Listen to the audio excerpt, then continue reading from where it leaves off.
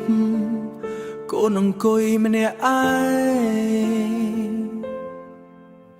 សំឡឹងមេឃខ្ពស់រកមើលមុខម៉ែសំលេងគ្រលួចដែលធ្លាប់បំពេឥឡូវបាត់សូន្យសល់ត្រឹមខ្យល់រងា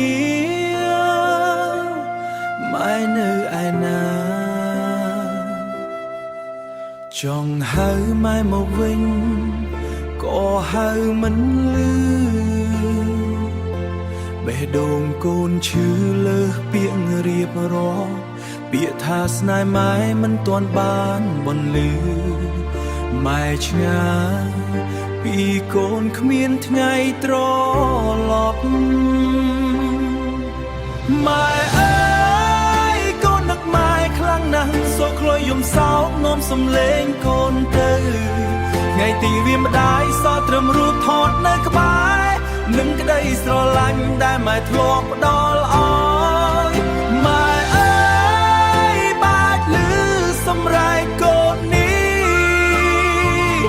សូមម៉ែវិលវ័យក្នុងចិត្តកូនម្ដងកូននៅរងចាំទោះដឹងថាវាមិនអាចបានត្រឹមស្រមៃក្នុងចិត្តដ៏សែនខ្លោដៃដ៏ក្រៀមក្រំដែលធ្លាប់លួងឡំក្លិនខ្លួនអ្នកម្ដាយនៅដិតជាប់អារម្មណ៍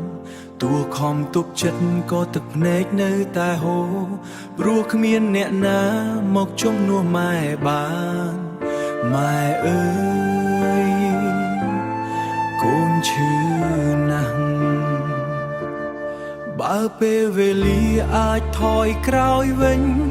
កូននឹងធ្នមម៉ែមិនអោយឃ្លាតឆ្ងាយនឹងនិយាយពាក្យក្នុងចិត្តឲ្យអស់មុនពេលមរណៈមកបំបែករូបកាយ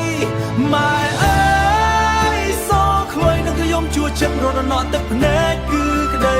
នឹកនាទីវាម្ដាយឆ្នាំនេះគ្មានការដាក់ជូនមានតែសំឡេងកូននឹកម៉ែមិនឈប់ឡើយកូននឹក